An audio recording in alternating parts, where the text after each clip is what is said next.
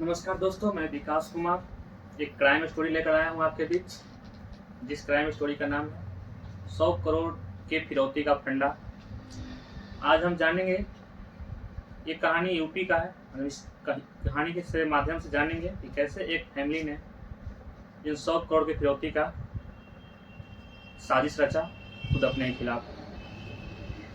दोस्तों, ये स्टोरी है 22 जुलाई 2017 की।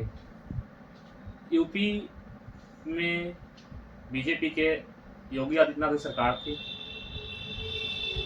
शाम फिरोजाबाद के राजा तालाब आर्किड ग्रीन के रहने वाले संजीव गुप्ता की पत्नी सारिका गुप्ता अपने 2-3 लोगों के साथ कोतवाली पहुंची।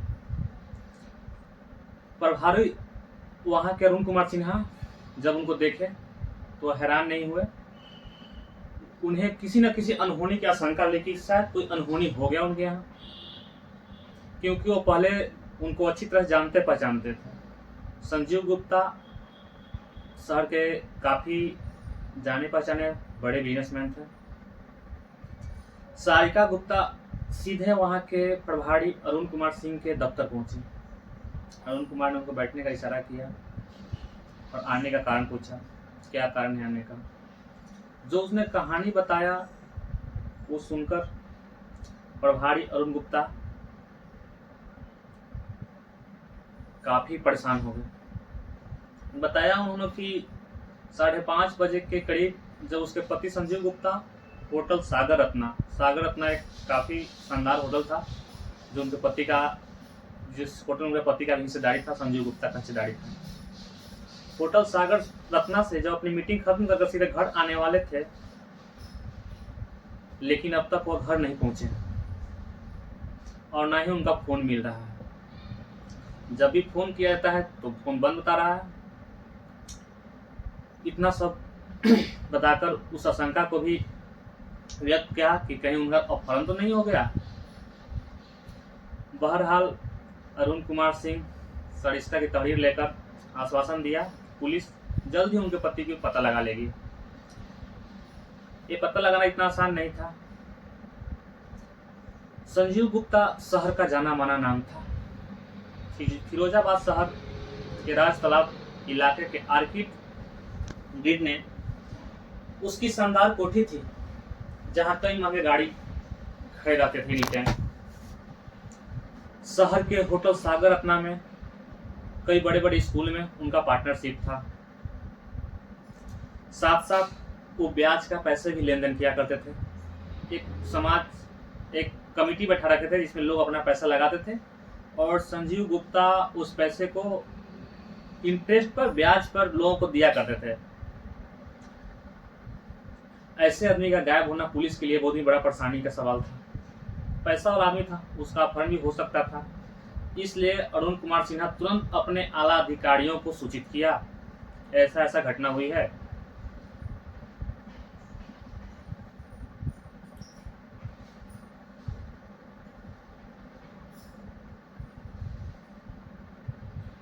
रात भर पुलिस अपने हिसाब से संजीव गुप्ता को तलाशती रही, लेकिन कुछ पता नहीं कर पाई।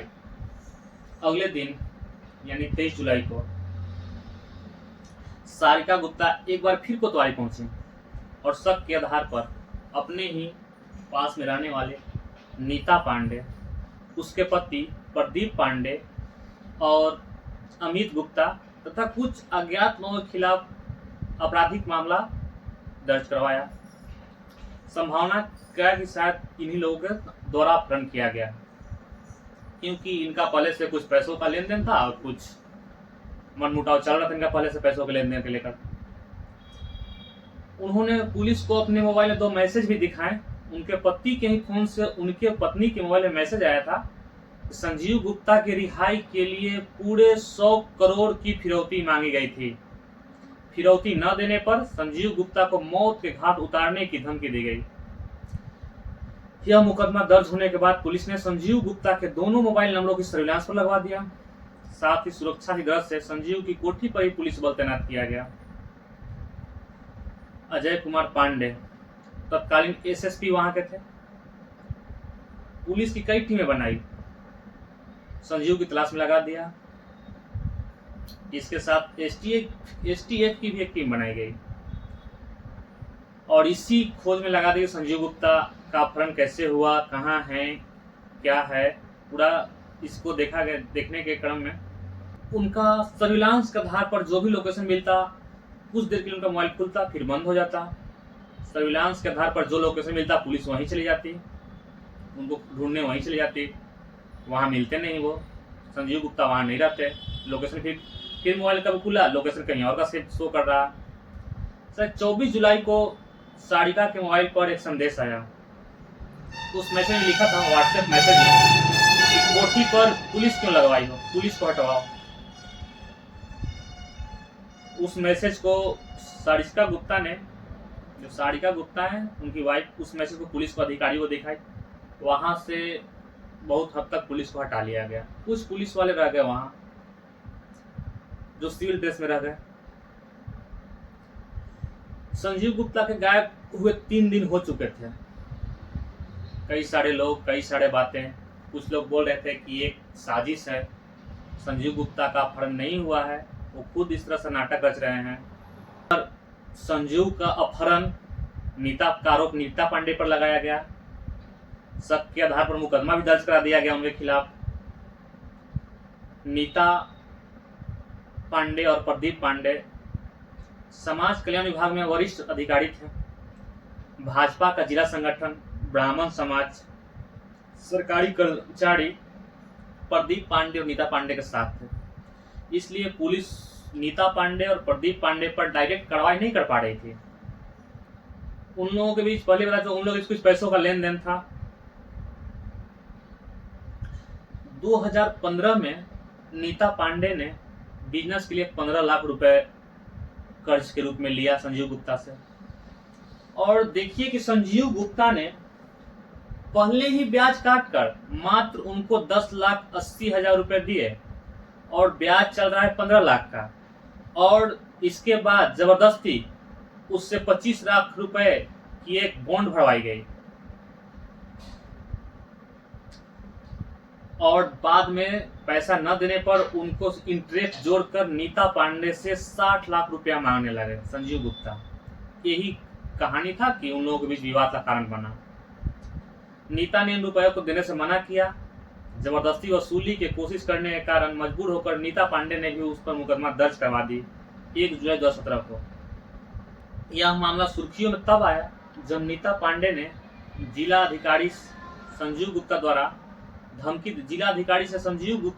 धमकी देने की शिकायत के साथ ब्याज पर पैसे उठाने की शिकायत कर दी। जिला अधिकारी ने एसपी, सिटी एसपी, एसडीएम को इस मामले का सुलझाने का आदेश दिया, लेकिन बुलाने पर भी संजीव गुप्ता सामने नहीं आया। धीरे धीरे नीता पांडे और संजीव गुप्ता का विवाद बढ़ते चला गया। रात 1:40 पर 100 करोड़ की फिरौती का संदेश उनके पत्नी के व्हाट्सएप पर आ गया। यही संदेश पैदा करने वाला था कि शाम को ही गायब हुए और इतना जल्दी उनके मोबाइल पे इतना बड़ा अमाउंट का फिरौती का मांग किया गया। बात 100 करोड़ की थी। यह मामला राजधानी लखनऊ तक पहुंच गया। विधान परिषद में भी मामला उठाया गया। मुख्यमंत्री योगी आदित्यनाथ ने सख्त आदेश दिए कि इस मामले को जल्द से जल्द सुलझाया जाए। इसलिए इस मामले को सुलझाने में पुलिस जी जान से जुट गई थी। इसी का नतीजा था कि पुलिस अपने सूत्रों से पता चला कि संजीव गुप्ता की कार अलीगढ़ में खड़ी है। उसका मोबाइल फोन ऑन होता था थोड़ी देर के लिए, फिर बंद हो जाता था। इस बात दौर में पुलिस को एक बात समझ में आ गई कि यह अपहरण का मामला नहीं है, योजना बनाकर किया गया अपहरण का नाटक है। पुलिस ने नीता पांडे से पूछताछ की तो उसने कहा कि अगर सारिका गुप्ता को हिरासत में लेकर पूछताछ किया जाए तो सारा मैटर समझ में आ जाएगा, सारी कहानी खुल जाएंगी। लेकिन पुलिस ऐसा नहीं कर सकती थी। केस करने वाले हैं सारिका गुप्ता और उन्हीं से अगर जबरदस्ती पूछताछ किया जाए तो पुलिसिया रवैये पर सवाल खड़ी हो जाती इसको लेकर कि जिसने केस किया उसी को टॉर्चर किया जा रहा है, केस सुलझाने के बजाय टॉर्चर किया जा रहा है। और ऊपर से टीम पर भी दबाव था कि हर एक टीम पर दबाव था ऊपर से कि जल्द से जल्द इसके सुलझाया जाए। पुलिस जांच में एक आदमी ने बताया कि उसने संजीव को 23 जुलाई को फिरोजाबाद में देखा था। इससे पुलिस को लगा कि संजीव का अपहरण तो हुआ नहीं है, वह अपहरण नाटक कर रहा है। पुलिस बहुत हद तक कंफर्म हो गई कि वह बस नाटक कर रहा है, वह देश छोड़कर भाग न जाए। संजीव गुप्ता का पासपोर्ट पुलिस ने जब्त कर लिया। पुलिस ने शहर के सीसीटीवी कैमरे खंगाले तो सारी पोल खुल गई। संजीव अपनी कार में अकेला ही नजर आ रहा था। गभना में जहां उसकी कार मिली थी वहां एक पंचर की दुकान थी। उस पंचर बनाने वाले ने बताया कि इस कार से एक ही आदमी उतरा था और कार को लॉक करके वह चला गया। 28 जुलाई को एसटीएफ ने नाटकीय ढंग से संजीव गुप्ता को पानीपत के होटल स्वर्ण महल से बरामद किया और फिरोजाबाद लाकर 29 जुलाई को सुबह एसएसपी अजय कुमार पांडे जो थे वहां के एसएसपी, उनके सामने पेश किया। इस तरह संजीव गुप्ता की सकुशल बरामदगी हो गई। पुलिस ने चैन की सांस ली, जिन्हें खोज रहे थे वो मिल गए।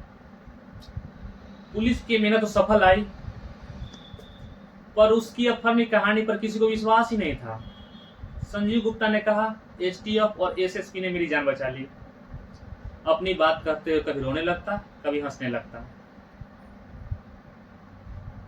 उसके बताए अनुसार जब वह शाम 5:30 बजे मीटिंग खत्म करके होटल रत्ना सागर रत्ना से निकला और बाहर खड़ी कार में बैठा तो पीछे छिपा एक शख्स ने उसके माथे पे पिस्टल सटा दिया और बोला, जैसे कहता हूं वैसे करो, चुपचाप गाड़ी चलाते रहो। उसके अनुसार रास्ते में 2-3 लोग और बैठ गए। उन्होंने उसके फोन को लेकर पत्नी को 100 करोड़ की फिरौती का संदेश भेज दिया, लेकिन वह अपनी इस बात पर टिका नहीं रहा, बार बार बयान बदलता रहा। पुलिस को पहले से उस पर शक था, बयान बदलने से और शक बढ़ गया। इसके बावजूद पुलिस तय नहीं कर पा रही थी कि उसके साथ क्या किया जाए। संजीव गुप्ता एक बिजनेसमैन थे, उनके सपोर्ट में लोग आने लगे कि इनका अपहरण हुआ होगा, झूठ नहीं बोल रहे, इस तरह के उनको सपोर्ट में लोग आने लगे। शहर के लोग, बड़े बड़े लोग आने लगे। पुलिस के पास भी संजीव के खिलाफ कोई सबूत नहीं था। इन सबूतों के अभाव में पुलिस ने उसके खिलाफ कार्रवाई न करते हुए उसे घर भेज दिया, घर वालों को सौंप दिया। पुलिस की यह हरकत लोगों को नागवार गुजरी, क्योंकि सभी जानते थे कि संजीव का अपहरण हुआ नहीं, उसने खुद अपहरण का नाटक किया। सबसे ज्यादा नीता पांडे पर क्योंकि इल्जाम लगाया गया था, इस वजह से नीता पांडे बहुत खुलकर विरोध की। उसने कहा कि संजीव गुप्ता से मेरे जान में खतरा है, उसे जेल भेजने की गुहार लगा दी, उसे जेल भेजा जाए। उसने मेरा गलत इस्तेमाल किया, मेरा नाम गलत तरह से उपयोग किया और हमें फंसाने की कोशिश किया। लेकिन पुलिस को स्थिति संदिग्ध लग रही थी, इसलिए पुलिस चुप नहीं बैठा था। अगले दिन मथुरा आईजी अशोक जैन आए तो स्थिति बदलने लगी। पुलिस को होटल सागर रत्ना के गार्ड ने बताया कि उस दिन संजीव गुप्ता ने उस होटल में कोई मीटिंग की ही नहीं थी। एक आदमी ने बताया था कि संजीव उस दिन अकेला ही कार में था। होटल के बाहर लगे सीसीटीवी कैमरे की फुटेज में संजीव अकेला ही कार में दिखाई दे रहा था। एसटीएफ टीम ने उस कार को भी ढूंढ निकाला जिसमें संजीव जम्मू में अकेला घूमता रहा। 22 जुलाई जिस दिन संजीव लापता हुआ था, उसी के लोकेशन एटा अलीगढ़ी मिली थी। 24 जुलाई को वह जम्मू में था। एसटीएफ टीम जब वहां होटल पहुंची तो वह वहां से निकल गया था। इस तरह सारे सबूत जुटाकर पुलिस ने उसके खिलाफ कार्रवाई करने का मन बना लिया था। अब तक संजीव गुप्ता और सारिका गुप्ता की स्थिति काफी बदल चुकी थी। जो लोग उनकी मदद के लिए खड़े थे, अब उन्होंने दुनिया बना ली थी। लोगों ने उनके नंबर ब्लॉक कर दिया। लोग इस अपहरण के ड्रामे से हैरान थे, इसलिए लोग अब किसी तरह के पचड़े में नहीं पड़ना चाहते थे। लोगों ने उनका हेल्प करने से साफ इनकार कर दिया। बीतते बीतते 8-9 दिन बीतने के बाद 31 जुलाई को शाम में इंस्पेक्टर अरुण कुमार सिंह ने संजीव गुप्ता की कोठी पर पहुंचा। संजीव गुप्ता, उनकी पत्नी सारिका गुप्ता से अलग अलग पूछताछ की। संजीव और उसके घर वाले तो समझा कि सब ठीक हो गया है, पुलिस को इन्होंने गुमराह कर दिया है, पर ऐसा नहीं था। जुलाई महीना खत्म हुआ।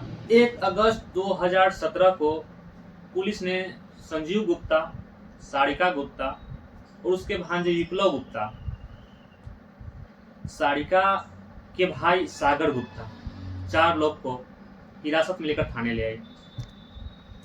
अधिकारियों के सामने जब इनसे अलग अलग पूछताछ शुरू हुई तो पुलिस की शक्ति के आगे सभी टूट गए और उनकी जुबान खुल गई।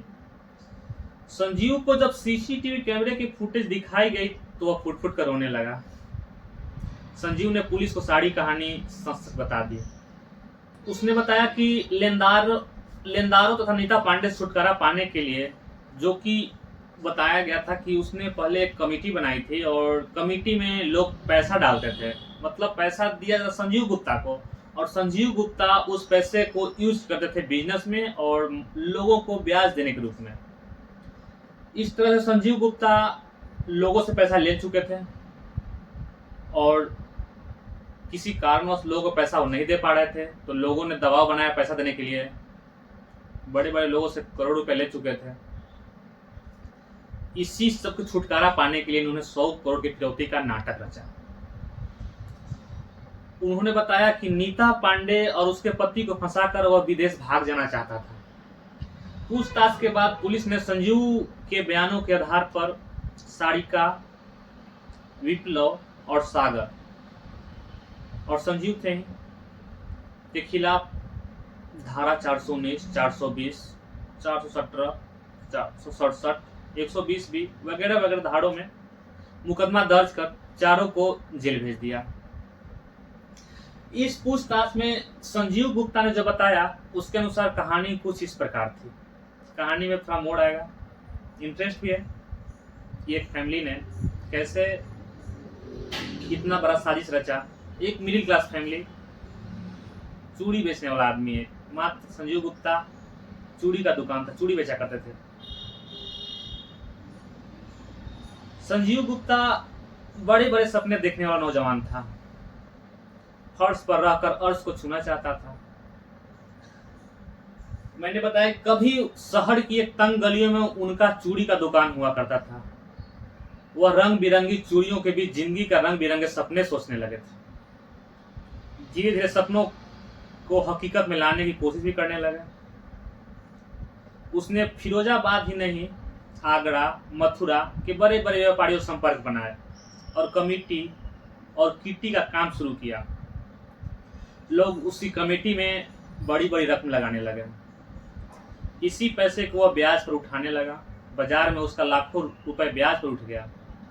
मजे की बात यह थी कि वह ब्याज के रुपए काट कर लोग उधार देता था। लोगों को उधार देता था, बताया पहले भी कि लोग उधार देता था, मगर जो ब्याज था ब्याज का पहला पैसा पहले काट कर खुद रख लेता था। समय पर किस्त न चुकाने से संजीव अलग से ब्याज लेता था, मतलब कंपाउंड इंटरेस्ट लेता था। संजीव गुप्ता लोगों से कंपाउंड इंटरेस्ट वसूल करता था। धीरे धीरे वह बड़ा आदमी बनने लगा। पैसा आया तो वह और धंधों में पैसा लगाने लगा। जो लोग कमेटी में पैसा डालते थे सारा पैसा 2 नंबर का होता था, लोगों का ब्लैक मनी होता था। संजीव का सारा काम भी 2 नंबर का ही था, इसलिए हर कोई एक दूसरे की चोरी छिपा रहा था। पैसा आया तो संजीव गुप्ता की खर्च बढ़ने लगी। लोगों को पैसा से संजीव ने प्रॉपर्टी तो बनाई, बड़ी बड़ी कारें भी खरीदी, बहुत खर्च भी किया। अब उसे घाटा होने लगा था, जिससे लोगों को अपना पैसा डूबता नजर आने लगा। फिर तो वह उस पर पैसा लौटाने का दबाव बनाने लगे। लोगों के दबाव से परेशान संजीव गुप्ता नीता पांडे से 60 लाख रुपए मांगने लगा। तो परेशान होकर नीता ने भी उस पर मुकदमा कर दिया। संजीव को बहुत परेशान रहने लगा था। इसी परेशानी से छुटकारा पाने के लिए यह कोई योजना बनाई, जिसमें उसने पत्नी सारिका, भांजे विप्लव गुप्ता और साले सागर गुप्ता को शामिल किया। अगर संजीव गुप्ता की योजना सफल हो गई होती तो नीता पांडे और उसके पति प्रदीप पांडे जेल में होते और वह विदेश में मौज कर रहा होता। उसका यही साजिश था।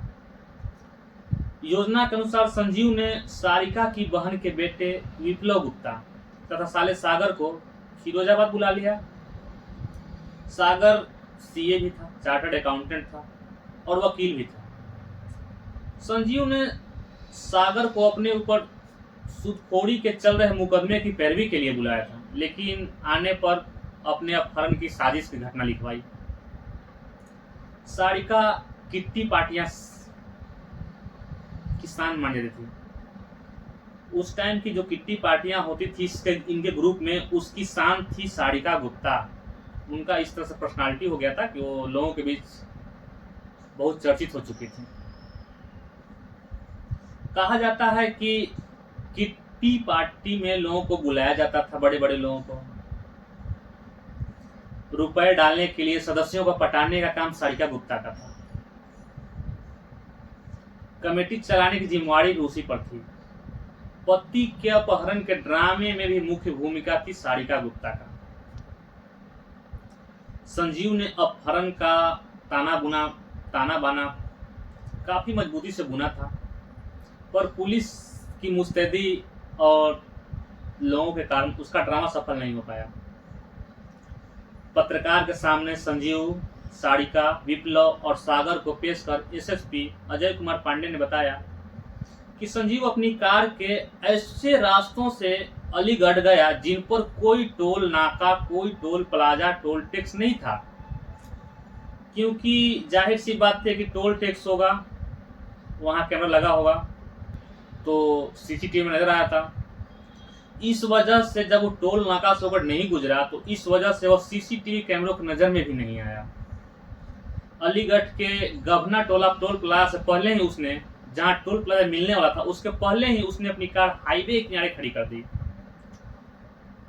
लॉक कर दी। बस से दिल्ली और बस अड्डे पहुंचा। वहां से चंडीगढ़ मोहाली होते हुए 24 जुलाई को जम्मू पहुंच गया। वहां से वह मनाली गया। 25 से 27 जुलाई तक वह मनाली में ही रहा। वह रोहतांग भी गया, जहां से मनाली आ गया।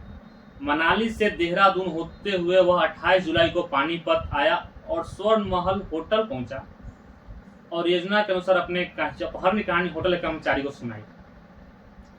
दूसरी ओर सारिका ने कई बार सूटकेस लेकर कोठी से बाहर निकलने की कोशिश की, लेकिन पुलिस की पहरे की वजह से वह नहीं जा सकती। यह उसका एक ड्रामे का भाग था कि वो सूटकेस लेकर जाए।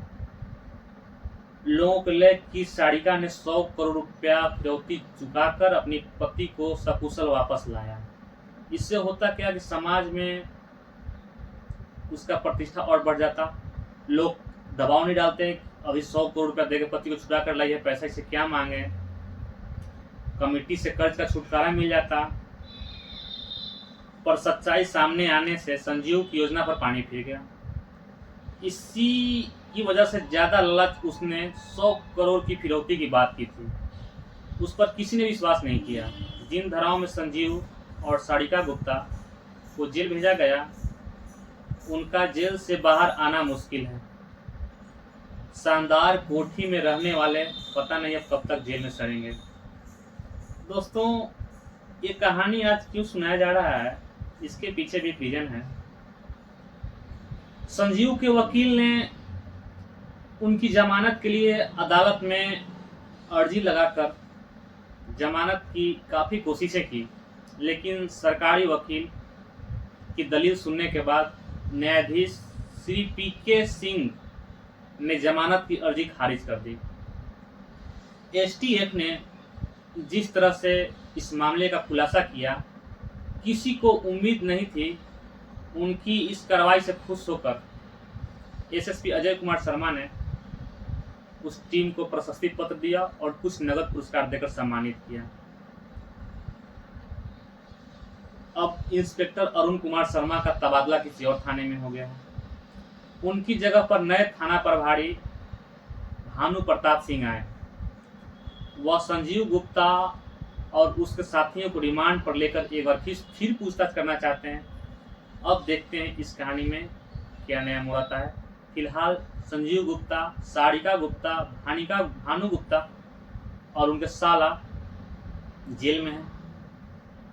यही स्टोरी थी दोस्तों कि लालच ने उस आदमी को कहां से कहां पहुंचा दिया। जय हिंद दोस्तों, नमस्कार। फिर मिलते हैं नेक्स्ट स्टोरी में। तब तक आप लोगों का धन्यवाद।